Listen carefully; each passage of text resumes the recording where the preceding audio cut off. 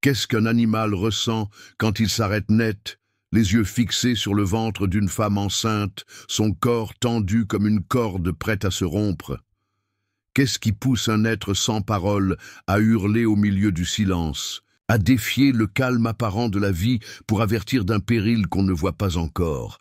Et si derrière les aboiements se cachait un instinct plus ancien que la peur, plus puissant que la raison? Cette histoire parle d'un chien. Son nom est Apollo. Laura marchait lentement à travers les allées du parc central, une main glissée sous son ventre arrondi, l'autre tenant la laisse d'Apollo, son fidèle compagnon. Le vent d'octobre dansait avec les feuilles mortes, et le ciel avait cette lumière douce, des matins encore tièdes, mais déjà teintés de nostalgie. Elle aimait ces instants de silence partagé, où le monde semblait suspendu autour d'elle et de son chien. Apollo, d'habitude si calme, si attentif à son rythme, commença pourtant à ralentir, puis à s'arrêter net. Il tourna la tête, vers elle puis vers son ventre, les oreilles dressées, les yeux brillants d'un éclat étrange. Il gémit doucement, posa une patte sur son genou et renifla longuement la peau tendue de son ventre. Laura fronça les sourcils. « Qu'est-ce qu'il y a, mon beau ?» murmura-t-elle inquiète. Apollo répondit par un aboiement bref, presque coupant, puis se posta devant elle, l'empêchant d'avancer. Ce n'était pas un simple caprice. Son regard n'avait rien de joueur. Il y avait, dans sa posture, une urgence muette, un appel que seuls les cœurs attentifs peuvent entendre. Elle tenta de faire un pas, il aboya de nouveau, grogna légèrement, les muscles tendus. Des passants s'arrêtèrent, curieux. Une vieille dame s'approcha. « Il sent quelque chose. Les chiens savent, ma chère, ils savent. » Laura sourit poliment, mais l'inquiétude s'installait. Toute la journée, Apollo ne la quitta pas d'une semelle. À la maison, il restait couché contre elle, posant régulièrement sa truffe sur son ventre, comme pour vérifier que tout allait bien.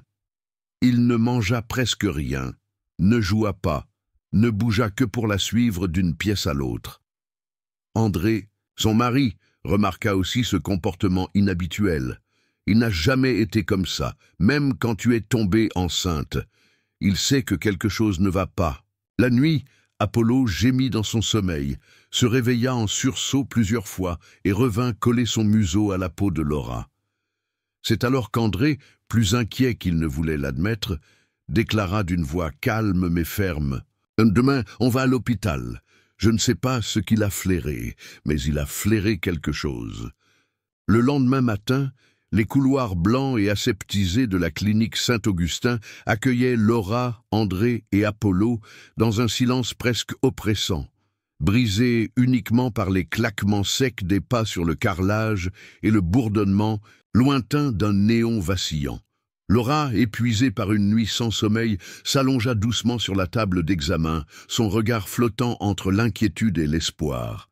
Apollo, lui, ne cessait de tourner en rond, ses pattes glissant légèrement sur le sol brillant, ses yeux rivés sur sa maîtresse avec une intensité presque humaine. L'infirmière tenta de le faire patienter dans la salle d'attente, mais il refusa catégoriquement, posant ses pattes sur la porte close, aboyant faiblement, le museau plaqué contre la vitre. « Il ne veut pas partir », murmura Laura à la gynécologue qui haussa les épaules avec un demi-sourire attendri. « Alors, laissons-le entrer. Peut-être qu'il sait mieux que nous ce qu'on cherche. » L'échographie débuta dans une atmosphère tendue. Laura tenait la main d'André qui tentait de lui sourire, malgré la crispation visible sur ses traits. L'image floue du fœtus apparut à l'écran, baignant dans l'ombre granuleuse du liquide amniotique. La médecin fronça légèrement les sourcils, modifia l'angle, augmenta la précision. Son visage se ferma. Elle ne dit rien d'abord, puis appela en silence un collègue situé dans la salle voisine. Le deuxième médecin entra, observa l'écran, puis l'examina à son tour, ses doigts pianotant rapidement sur le clavier. Un long silence s'installa. Laura sentit son cœur battre plus fort. Qu'est-ce qui se passe? Est-ce qu'il va bien? La réponse tarda à venir. Enfin, le premier médecin se tourna vers elle, son regard grave mais doux. Nous avons repéré une anomalie, une masse, une structure inhabituelle près du placenta qui entoure partiellement le fœtus. Ce n'est pas courant. Il faut d'autres examens pour comprendre. Les mots résonnaient dans la pièce comme un écho étouffé, une masse, une structure. Laura sentit le vertige monter. Apollo, lui, se dressa sur ses pattes, aboya de nouveau, plus fort cette fois, comme s'il confirmait ce que les machines venaient à peine de dévoiler. Un instant plus tard, un brancard était prêt et l'on emmena Laura en imagerie avancée. Elle ne lâchait pas la main d'André. Son esprit tournait à toute vitesse, cherchant une explication, un espoir, une erreur peut-être. Mais au fond, d'elle, quelque chose d'instinctif s'éveillait aussi, un lien profond avec l'attitude d'Apollo, un sentiment primitif que quelque chose d'invisible grandissait là où l'on croyait être en sécurité. Les images IRM révélèrent alors une vérité brutale. Enveloppant le bébé comme un lierre obscur, un tissu tumoral rare s'était développé silencieusement, infiltrant le placenta, comprimant les organes en formation. Le danger était imminent, la situation critique. Le médecin-chef, le regard figé sur les résultats, déclara d'une voix basse « Il faudra agir vite, très vite, une chirurgie fœtale. C'est la seule chance pour sauver l'enfant et sa mère. » Dans le couloir, Apollo se remit à gémir, sa silhouette collée et contre la porte refusant de détourner les yeux. Un frisson traversa André. Ce chien, depuis le début, savait. Il n'avait jamais cessé de les prévenir. Le temps semblait s'être suspendu dans une attente muette, comme si chaque seconde devenait une corde tendue entre la vie et la mort. Le chirurgien principal convoqua Laura et André dans une salle confidentielle, aux murs trop blancs et à la lumière crue, là où les vérités les plus lourdes tombent sans préavis. Il parlait avec précision, mais ses mots restaient enveloppés d'un voile de prudence. L'intervention consiste à accéder au fœtus par voie utérine, à retirer autant de masse que possible sans compromettre sa viabilité. C'est rare, complexe, risqué, mais c'est notre seule issue. Laura, le ventre lourd de peur, autant que de vie, acquiesça sans trembler. Ses yeux restaient secs, comme si le choc avait anesthésié la douleur. André, quant à lui, laissait couler des larmes muettes qu'il ne tentait même plus de retenir. « Faites ce que vous devez, sauvez-les », murmura-t-il. Derrière la vitre de la salle, Apollo observait, immobile. Son regard ne quittait jamais sa maîtresse. Une infirmière s'approcha. « On dirait qu'il monte la garde », dit-elle à voix basse, comme s'il sentait que c'est maintenant que tout se joue.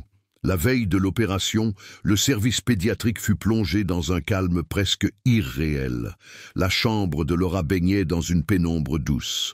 Allongée, elle fixait le plafond sans le voir. Apollo, couché au sol près du lit, gémit faiblement dans son sommeil, puis se redressa soudainement, ses oreilles dressées, le regard rivé sur le ventre de Laura.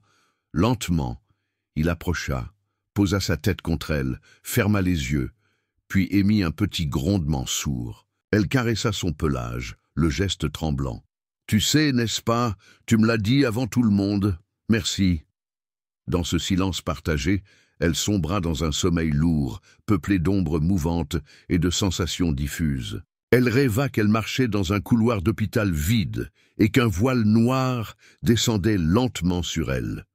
Apollo surgissait alors, aboyant, déchirant le silence, déchirant l'obscurité. Il se plaçait entre elle et le vide, le regard intense, protecteur. Quand elle s'éveilla, son cœur battait à tout rompre. Il était là, toujours là, fidèle gardien du seuil invisible. Le matin de l'intervention, l'équipe chirurgicale se préparait dans une tension palpable. Les regards échangés étaient de brefs, les gestes précis, l'atmosphère solennelle. Laura fut installée, ses signes vitaux constamment surveillés. À la porte du bloc, Apollo fut arrêté. Il aboya une fois, puis s'assit, les yeux rivés sur la lumière rouge au-dessus de la salle. Il attendit. Chaque minute devenait une prière silencieuse. Chaque pas d'un infirmier dans le couloir déclenchait chez lui un redressement du cou, une tension du corps. André, accroupi à ses côtés, murmurait « Tiens bon, mon vieux, tiens bon !» Dans la salle d'opération, le silence était total. Les écrans affichaient les moindres battements, les capteurs vibraient de l'intensité du moment. Le chirurgien, concentré, manipula ses instruments avec une précision presque chorégraphique. Le fœtus, minuscule et fragile, semblait flotter dans un monde clos. Et autour de lui, cette masse sombre, menaçante. Centimètre par centimètre, millimètre par millimètre, ils grattèrent, séparèrent, protégèrent. L'anesthésiste murmurait des chiffres, la sage-femme réajustait les constantes. Et dehors, derrière les murs, Apollo restait de marbre. Quelque chose en lui vibrait, un instinct profond, primitif, le maintenant en alerte. Car dans les profondeurs de son être, il savait qu'à cet instant, entre les mains d'humains concentrés et guidés par l'amour, la vie qu'il avait voulu protéger se battait contre l'ombre. Après plus de 4 heures d'efforts tendus, où chaque souffle semblait suspendu à un fil invisible, le silence fut rompu par un soupir collectif dans la salle d'opération. Le chirurgien, les mains encore plongées dans la matrice de vie, s'autorisa enfin un regard vers ses collègues. On y est, le plus dur est fait.